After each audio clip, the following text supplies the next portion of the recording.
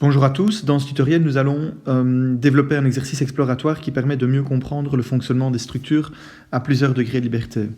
Donc dans cet exercice nous allons considérer un portique relativement simple avec une seule travée et 3 étages de 3,50 m. Les colonnes sont composées de profilés métalliques HEA 140. On va supposer que les raideurs des planchers sont infinies. Et ensuite, nous allons donc représenter la cinématique de cette structure à l'aide des 3 degrés de liberté, 1, 2 et 3 qui sont indiqués là-bas.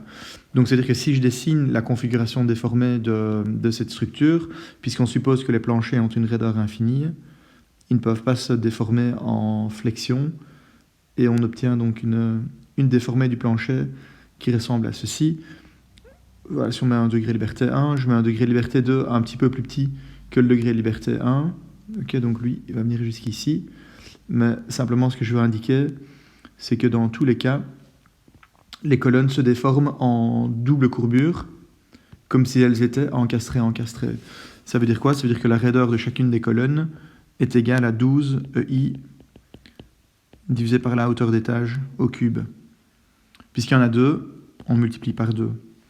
Donc si vous utilisez un module de Young de 200 000 mégapascales, pour l'acier, l'inertie des colonnes qui correspond au HEA 140, la hauteur d'étage qui correspond à 3,50 m, vous allez vous rendre compte que la matrice de raideur que vous pouvez construire est cette matrice de raideur-ci.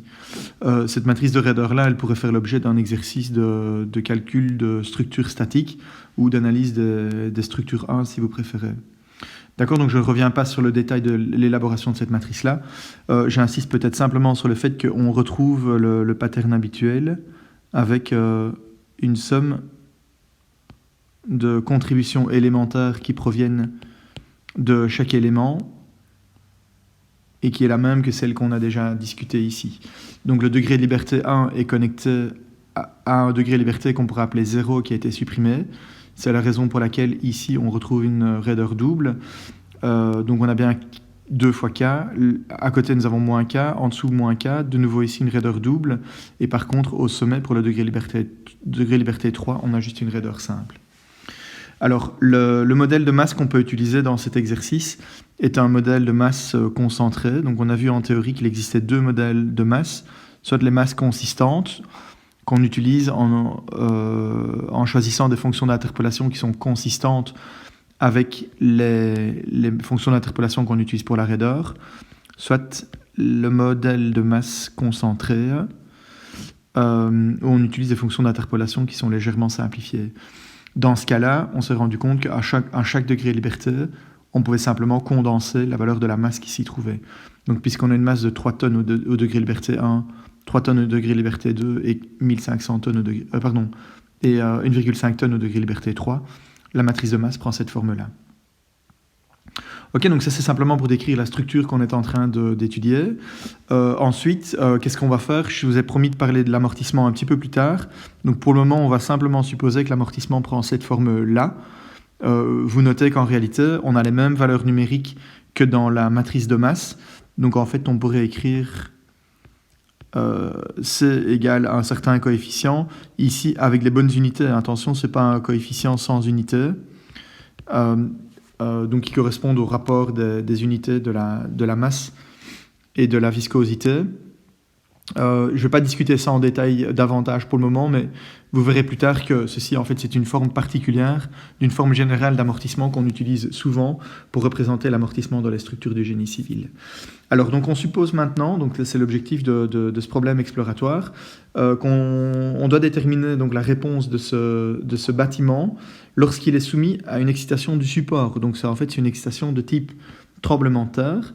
Et alors, la particularité de l'excitation du support ici, vous voyez, c'est qu'elle s'exprime comme étant une certaine amplitude qui vaut 0,01 mètre, 1 égale 0,01 mètre. Et le oméga de t, mais vous voyez que c'est une pulsation qui évolue au cours du temps. Donc cette pulsation qui évolue au cours du temps, elle commence à une certaine pulsation oméga 0, qui est relativement petite, qui vaut 1 radian par seconde. Et puis après, on a une modification, donc un taux d'augmentation de la fréquence qui vaut 0,1 radian par seconde. Pourquoi est-ce que c'est un taux d'augmentation? Parce que quand on fait nu fois t, on obtient bien quelque chose qui a des radians par seconde carré quand on fait nu fois t, on obtient bien quelque chose qui a communauté des radians par seconde, et on est bien en train de modifier la pulsation de la sollicitation.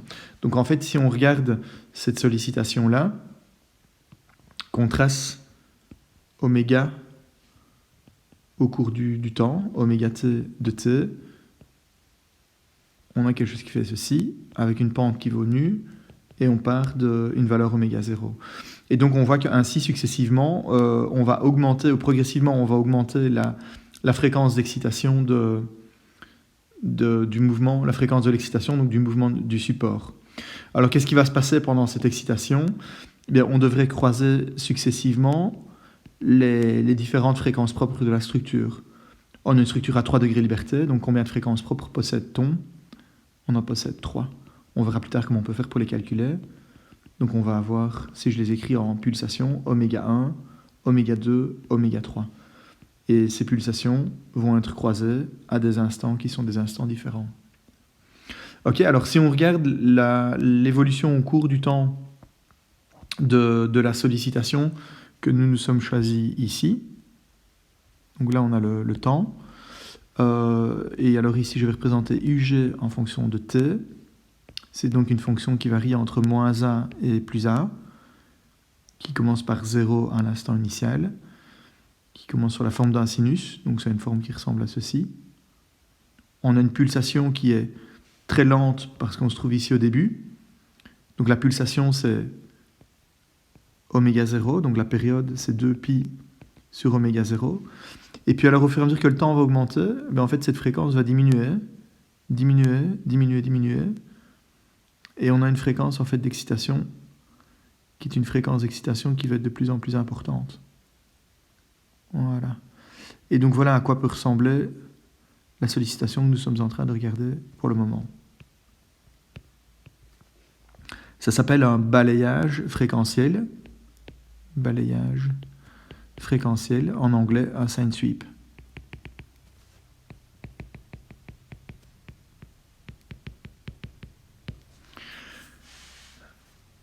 Ok, et donc l'objectif c'est de déterminer la réponse de ce bâtiment. Pour faire ça, qu'est-ce qu'on va faire? On va construire les matrices de masse, raideur et amortissement. On va faire ça dans MATLAB dans un instant. Et puis, on va simplement utiliser la fonction Newmark MDDL. Donc, on a vu qu'il existait la fonction Newmark MDDL dans notre base à outils, notre boîte à outils, qui va nous permettre de résoudre donc, ce problème-là par rapport à Newmark 1DDL qu'on a déjà utilisé régulièrement.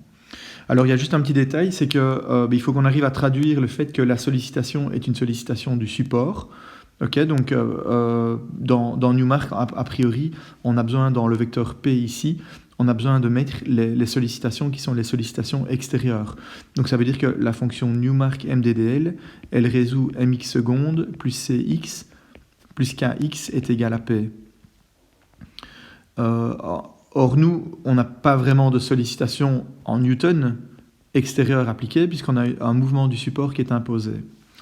Donc, qu'est-ce qu'on doit faire? On peut revenir sur quelque chose qu'on a déjà fait ensemble au tout premier cours, où on a regardé les mouvements d'une masse comme ceci, qui avait comme type de sollicitation un mouvement du support.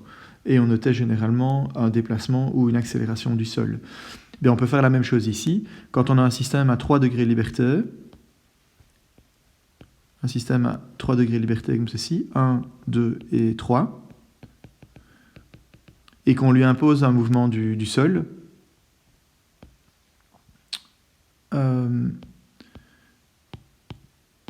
voilà ce qui se passe, c'est qu'à un instant donné, un petit peu plus tard, le sol s'est déplacé d'une quantité qui est une quantité UG, le déplacement du sol, et en plus de ça, la structure s'est déformée. Donc si je dessine la configuration déformée de la structure, on va avoir peut-être quelque chose qui ressemble à ceci. Donc en plus du déplacement du sol, on a un déplacement ici qui est un déplacement Y, et le déplacement total d'un degré de liberté, donc X, qui part de là et qui vient jusqu'ici, on peut l'écrire comme étant X égale au déplacement du sol plus y. Tout ça, évidemment, ce sont des fonctions du temps. Donc, je peux aussi écrire que la vitesse ou l'accélération est égale à l'accélération du sol plus l'accélération relative, y. Alors, en fait, si on veut maintenant écrire l'équation du mouvement, donc vous vous souvenez, on va repartir de l'équation du mouvement qui se trouve ici. Et si on veut repartir de l'équation du mouvement qui gouverne donc la dynamique de ce bâtiment sous une excitation sismique, qu'est-ce qu'on va faire? On va simplement dire que les forces d'inertie, mx secondes, puisqu'elles doivent être prises dans un référentiel fixe, plus dans ce bâtiment les efforts qui correspondent aux efforts internes, qui eux dépendent des mouvements relatifs, sont égaux à 0. Pourquoi? Parce que P est égal à 0. Il n'y a pas de force qui est appliquée sur ce bâtiment. Donc en réalité, à ces nœuds, ici, au degré liberté 3, 2 et 1, la force est égale à 0. P est égal à 0. Ok, ça c'est de manière tout à fait formelle. Ensuite, qu'est-ce qu'on peut dire? On va introduire donc cette relation-ci dans l'équation du mouvement. On remplace donc l'accélération par l'accélération du sol plus y seconde. Et qu'est-ce qu'on calcule? On calcule my seconde. Qu'est-ce qu'on obtient? My seconde, cy plus ky est égal à moins m fois l'accélération du sol. Je vais l'écrire comme ceci, 3 fois, puisqu'on a 3 degrés de liberté. Puisque j'ai retiré à x, cette équation ci est valable pour chacun des degrés de liberté. Et sachant que x est un vecteur à 3 composantes, je dois le retirer 3 fois. Une autre manière de l'écrire, c'est d'écrire moins m ug seconde multiplié par 1, 1, 1. Voilà. Et donc là, en fait, on a quoi? On a l'équation qui correspond exactement à l'équation du mouvement qu'on doit résoudre dans le cadre d'une excitation sismique. Elle nous dit simplement qu'au membre de gauche, on a les expressions habituelles ou traditionnelles. Et en fait, au membre de droite, qu'est-ce qu'on vient de faire apparaître? On vient de faire apparaître une sollicitation, on a une masse ou une accélération, donc c'est bien une force, qui correspond à une force, je vais l'appeler virtuelle, ce n'est pas une vraie force, puisqu'elle n'est pas appliquée directement sur la structure, mais c'est une force virtuelle ou équivalente, qui est telle que quand on l'applique sur un système sur la même structure que la structure qu'on étudie, donc qui est caractérisée par la matrice de masse, d'amortissement et de raideur, et bien en réalité, si on calcule la dynamique ou la réponse de cette structure-là, on va calculer y, qui est en fait le déplacement relatif de la structure par rapport au sol. D'accord, donc vous avez bien compris l'objectif de l'exercice, je pense, avec tout ceci. On a maintenant toutes les clés en main pour le résoudre. Donc on a une structure qui est caractérisée par ces 3 matrices de comportement structurel, masse, raideur et amortissement. On connaît l'excitation du support qu'on peut créer à l'aide de cette force virtuelle. Donc au cours du temps, vous voyez que ce sera, donc peut-être juste pour récapituler, c'est n fois n, donc on a une matrice qui fait 3 fois 3.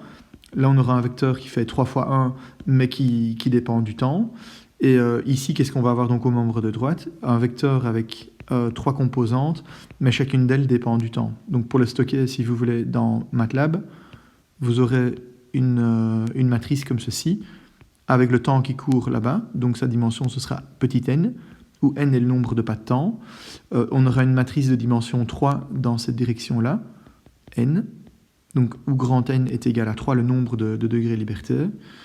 Et donc le format de cette matrice P se retrouve en fait exactement pour la matrice Y, qui va reprendre au cours du temps, et pour le n laps de temps, pour le n pas de temps considéré, qui va reprendre les déplacements de chacun des 3 étages, des 3 degrés de liberté. On a évidemment le même format pour Y dot et Y seconde, qui sont les trois arguments qui sortent de la matrice, de la fonction Newmark MDDL. Ok, voilà, donc l'objectif du travail ici, c'est de calculer l'évolution au cours du temps de ces déplacements, de les tracer, de voir à quoi ça peut correspondre, et de tenter de corréler ce que je viens de dire avec la notion de passage par des fréquences de résonance, et puis de pouvoir discuter tout ça. Voilà, la balle est dans votre camp, bon boulot. Et donc je vous reprends dans un instant sur MATLAB. Voilà, nous sommes prêts maintenant pour regarder la solution de ce problème exploratoire relatif à l'analyse des structures à plusieurs degrés de liberté. Donc pour ce faire, j'ai implémenté, donc, comme on vient de l'indiquer, les différentes caractéristiques du problème. Donc les valeurs des paramètres qu'on a choisis sont oméga égale à 1, donc c'est la pulsation au début du sine sweep. Upsilon ou bien nu, c'est le sine sweep rate, donc c'est la fréquence, le taux avec lequel la fréquence va être augmentée. A, c'est l'amplitude du mouvement. Alors j'ai choisi un pas de temps égal à 0,01 seconde. A priori, j'ai pas beaucoup d'informations sur le pas de temps à choisir. Tout ce qu'on pourrait dire, c'est qu'au minimum, on a envie de représenter correctement l'excitation à la fin de la sollicitation. Donc si on retourne dans l'expression analytique, on voit que oméga est égal à oméga 0 plus nu t. On nous demande de résoudre ça pour un t qui va de 0 à 500 secondes. Je l'ai un petit peu coupé ici, mais je vais mettre un t qui va de 0 à 500 secondes. Donc ça, c'est la durée totale de la simulation. dt, c'est le pas de temps que je viens de me fixer. Et n, ce sera le nombre de pas de temps. Donc on voit bien que t va jusqu'à 500 secondes. En fait, quand on remplace upsilon ou bien le nu par 500 secondes, donc on aura une fréquence donc tout à la fin de la simulation qui vaut 500 fois 0,1, donc c'est-à-dire 50 radians par seconde plus 1. On aura une pulsation qui vaut 50 radians par seconde. Donc on peut regarder la période qui correspond à ça, donc 2 fois pi divisé par 51 radians par seconde, ça nous fait une période de 0,12 secondes. Alors vous vous souvenez qu'il faut au minimum 10 points par période, et donc j'ai divisé cette fréquence-là par 10, de manière à avoir un pas de temps à ne certainement pas devoir dépasser. D'accord, donc j'ai pris une valeur qui était un peu inférieure, donc en réalité j'ai pris 1/12 de cette valeur-là, en choisissant un pas de temps qui est égal à 0,01. Donc une fois que ça s'est fait, on n'est pas encore certain que ce pas de temps, évidemment, est suffisant pour représenter la dynamique de la structure, donc ça va dépendre des fréquences propres de la structure. A priori, ici, on n'en a pas encore vraiment d'informations, on n'a pas encore d'ordre de grandeur de ces fréquences-là. En réalité, c'est une erreur, hein, parce que la première chose qu'on doit faire quand on parle de la dynamique d'une structure, c'est de se tracasser de ses fréquences propres. Mais ici, l'objectif est juste pédagogique, il est un peu différent, et on va simplement tenter donc de les observer. Ok, puisqu'on n'a absolument aucune information là-dessus pour le moment, on va supposer qu'on ne les connaît pas et que le pas de temps est suffisant. Donc une fois que ça c'est fait, on peut construire un vecteur. On a un vecteur avec le temps t. On a un vecteur maintenant qui contient oméga, la pulsation instantanée. On peut créer le mouvement du sol. UG est égal à sinus oméga t. On a besoin, comme vous l'avez vu dans la partie de la description théorique, de la dérivée seconde du mouvement du sol. Donc si on dérive 2 fois par rapport au sol, je vous laisse faire l'opération mathématique. A fois sinus oméga t dérivé 2 fois, ça nous donne quelque chose qui ressemble exactement à ceci. Et donc, ce qu'on peut faire, on peut déjà tracer dans un subplot, on peut déjà tracer l'évolution au cours du temps de la sollicitation. Et vous voyez que si je zoome par exemple sur les 50 premières secondes, ça correspond exactement à ce que je vous ai décrit un petit peu plus tôt. On voit qu'on a une pulsation qui commence avec une période qui est relativement... une sollicitation qui commence avec une pulsation très, très faible, donc c'est le oméga 0, ou une période grande, et au fur et à mesure du temps, la pulsation augmente. On part de oméga égale à 1, donc une période qui est très grande, et tout à la fin ici, donc après 500 secondes, on a une période qui est beaucoup plus courte, et qui vaut en réalité donc 51 fois moins que ce qu'on avait tout au début. Alors vous voyez que les 10 points par période, effectivement, c'est vraiment une valeur en dessous de laquelle il ne faut pas descendre parce qu'on commence à avoir vraiment une représentation un petit peu trop grossière de la sollicitation.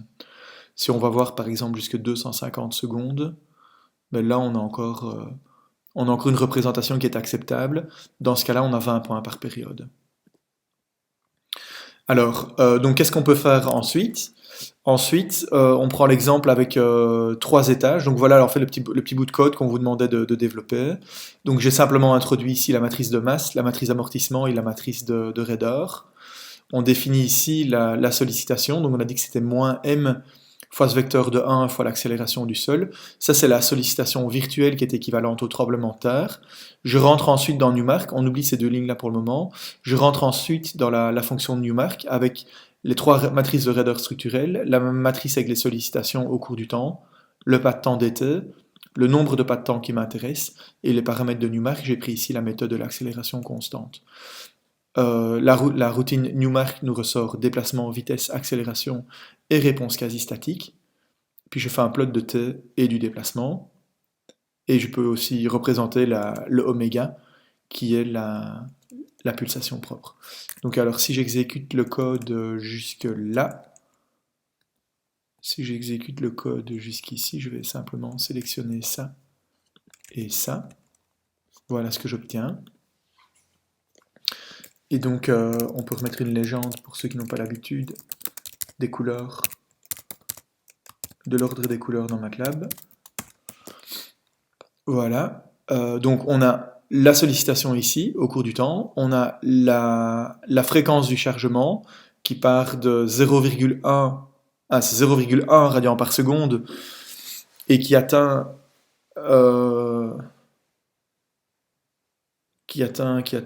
j'ai dû me tromper tout à l'heure, alors ou quoi 500 secondes multiplié par 0,1 radians par seconde. Ah oui, d'accord, qui atteint une pulsation de 51 et donc une fréquence, donc après avoir divisé par 2π, d'environ 8 Hz. Ok, donc ici c'est une fréquence en Hz, ce n'est pas une pulsation en radians par seconde. Et donc, en fait, qu'est-ce qu'on voit? On voit qu'au fur et à mesure du chargement, l'amplitude, elle est toute petite, puis progressivement, elle augmente. Si on regarde et qu'on fait un petit zoom dans cette partie-là, au voisinage de 50 secondes, on voit que la fréquence de la sollicitation instantanée, elle s'approche de 1 Hz aux alentours de 50 secondes. Et à ce moment-là, donc, que voit-on? On voit en fait que le déplacement du degré de liberté 3, en jaune, est plus grand que le déplacement du degré de liberté 2, est plus grand que le déplacement du degré de liberté 1. Et là, en fait, on est sur un mode qui est le mode fondamental de vibration de la structure, où la déformée de la structure, en fait, augmente plus on va haut dans le bâtiment. Un petit peu plus tard, cette amplitude-là diminue. Il y a des vibrations qui sont des vibrations rémanentes, où vous voyez que ça reste toujours en phase. Et puis si je continue un petit peu plus tard, voir un peu plus loin ce qui se passe, et vous voyez que le bleu a tendance à se déphaser un petit peu par rapport au rouge et au jaune. On avait tout à l'heure trois signaux qui étaient exactement en phase. Et si je recule et que je vais voir ce qui se passe aux alentours de 140 secondes, on a une autre réponse qui est une autre réponse résonante, où on voit en fait que le bleu et le jaune sont en opposition de phase, et l'amplitude au niveau du rouge, donc c'est-à-dire au niveau du deuxième étage, est beaucoup plus faible. Et donc là en fait on a une résonance où le premier étage et le troisième étage sont en opposition de phase, avec quasiment aucun mouvement au milieu. Ok, donc c'est un mode de vibration supplémentaire qui est assez particulier. Et puis si on va voir encore un petit peu plus loin, là on a un semblant de troisième pic, il est un peu moins excité, mais ça reste malgré tout un pic de résonance, où on voit...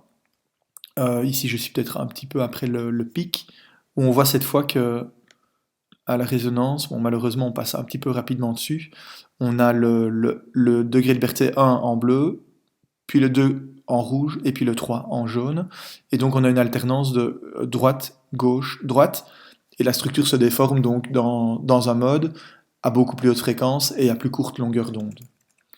Alors on a l'avantage d'être dans MATLAB et de pouvoir avoir des représentations graphiques relativement simples. Donc je vais boucler ici sur le temps, je vais faire un display dans la dernière sous-figure. Je vais faire un display de simplement mes configurations déformées.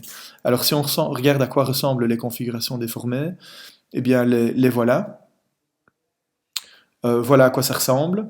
On a le déplacement absolu qui va être représenté ici et le déplacement relatif qui va apparaître sur le plot du milieu.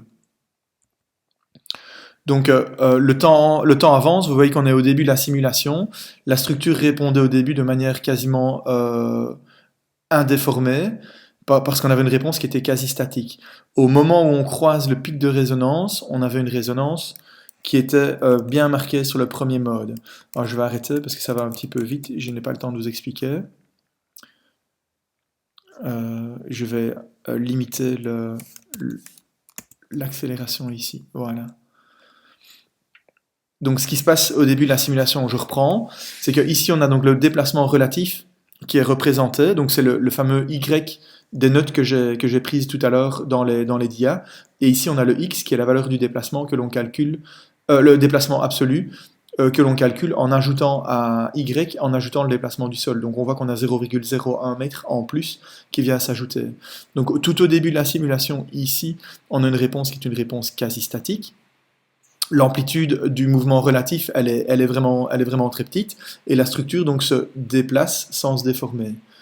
À un moment donné, la fréquence du support va approcher la fréquence de vibration qui correspond au premier mode, et vous voyez effectivement que gentiment, la structure prend une forme qui correspond à la forme du premier mode.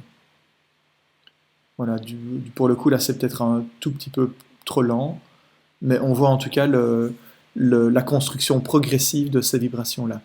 Et donc, combien de temps faut-il pour atteindre cette vibration? Alors, la question est un peu traître, parce que d'habitude, vous savez bien que quand je vous pose la question combien de temps faut-il pour que quelque chose se passe, la réponse, c'est le temps de mémoire. Bien, en réalité, ici, ce n'est pas le temps de mémoire, parce qu'on est dans un phénomène qui est un phénomène transitoire. Vous voyez que la fréquence change, et donc le temps qui est nécessaire pour atteindre la résonance ici, eh bien, c'est le temps qui va être nécessaire pour que la fréquence soit égale à la fréquence propre de la structure. Et donc à ce moment-là, on a dit tout à l'heure qu'on avait une fréquence qui s'approchait d'une valeur d'à peu près 1 Hz dans ce cas-ci. Alors voilà, on en approche. On voit que l'amplitude des déplacements augmente, mais on n'est pas encore au maximum. Et surtout, la forme de la configuration déformée s'apparente à la forme du premier mode. Et donc vous vous souvenez, quand on zoomait ici, on avait pour les déplacements 2 et 3 quasiment la même valeur, malgré tout avec un petit peu plus en haut qu'au deuxième étage, et une valeur beaucoup plus petite au premier étage. Donc ça correspond exactement à ça. Dans ce cas-là, les amplitudes sont tellement importantes, vous voyez qu'on a un pic de déplacement relatif à peu près à 0,1, même qui dépasse 0,1. On va y arriver, voilà, ça sort de l'écran carrément. Et bien, dans ce cas-là, en fait, on voit que le mouvement du support ici devient quelque chose de tout à fait petit par rapport à l'amplitude qu'on est capable d'atteindre au niveau de cette structure. Ok, donc bon, après on peut continuer d'attendre. Si on continue d'attendre encore un petit peu, ben, qu'est-ce qu'on voit? On voit que l'amplitude diminue. Donc là, on vient de dépasser le pic de résonance. Et donc, les amplitudes diminuent. On va continuer d'avoir voilà, ce type de mouvement-là avec une amplitude qui est une amplitude limitée. Alors, ce que je vais faire, je vais l'accélérer un petit peu parce que sinon, on ne va pas s'en sortir. Donc, si je commence à un pas de temps de 6000 et que j'accélère un tout petit peu la vidéo ici, on peut peut-être aller jusque... Donc là, on a 6000.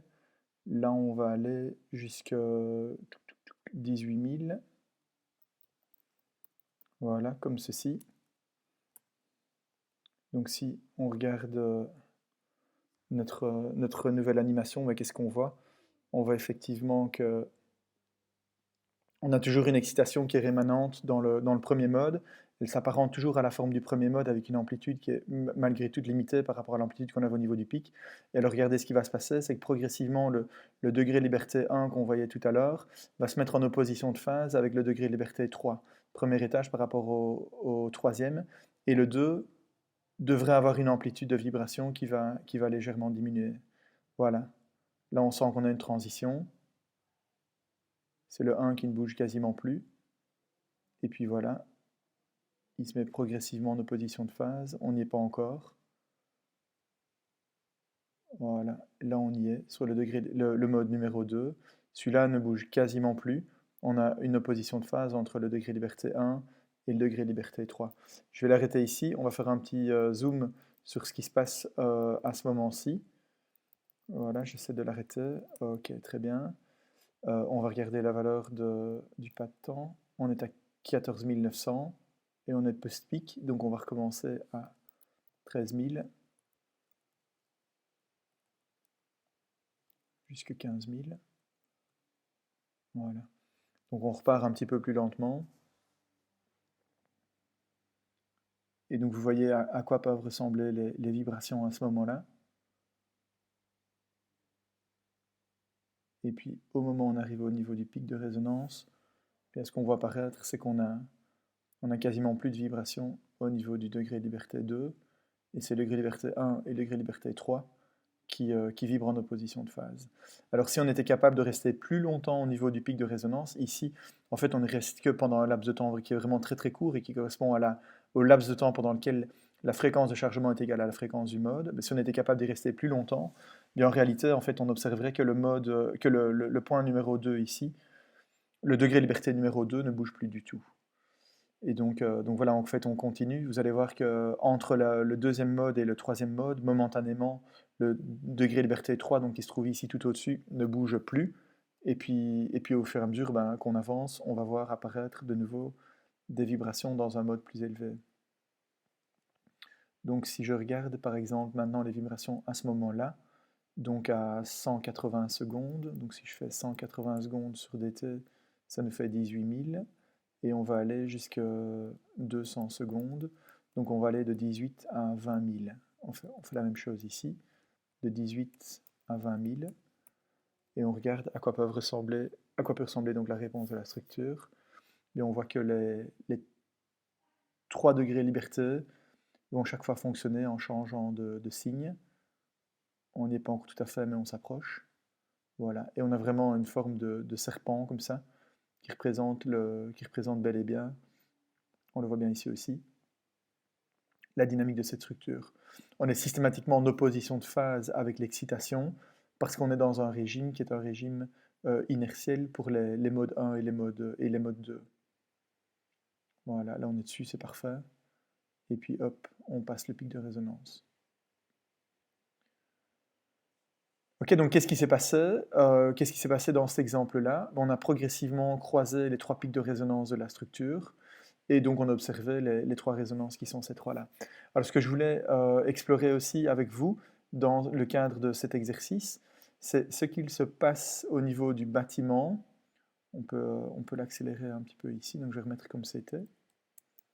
C'est ce qu'il se passe au niveau du bâtiment ici, si on modifie la sollicitation, mais j'arrête de dire que c'est un tremblement de terre, et je vais simplement dire que c'est un vecteur de charge que j'initialise à 0, et puis au niveau du deuxième degré de liberté, je lui mets une sollicitation qui est égale à 500 newtons, avec de nouveau un sine sweep, okay, puisque le oméga qui se trouve ici, c'est le fameux vecteur oméga, donc qui varie au cours du temps.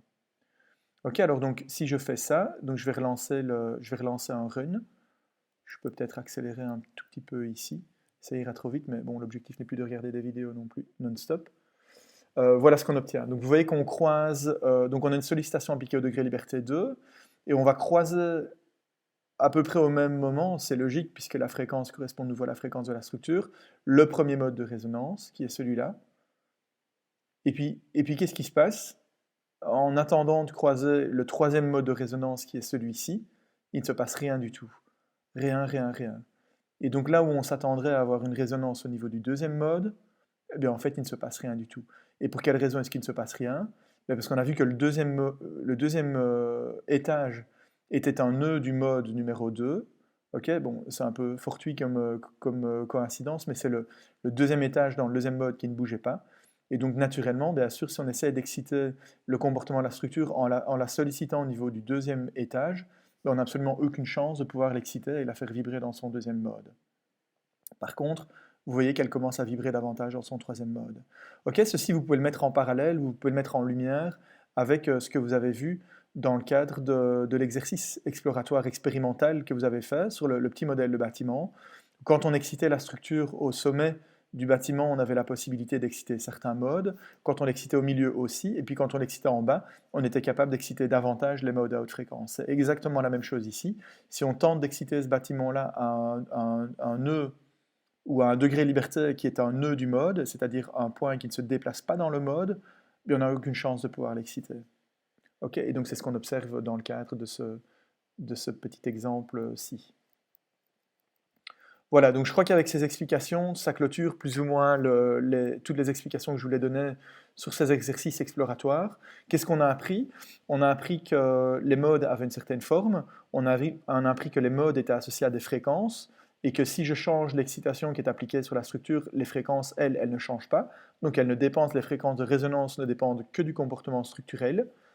Et puis, on a appris quoi d'autre? On a appris qu'il y avait autant de fréquences propres ou de fréquences structurelles que de degrés de liberté dans la structure, mais qu'en fonction du type de chargement, on n'était pas nécessairement apte ou capable de les voir toutes. Il va être temps maintenant donc, de mettre tout ça en forme de manière mathématique, de manière à poser un petit peu tous ces concepts et aller un petit peu plus loin.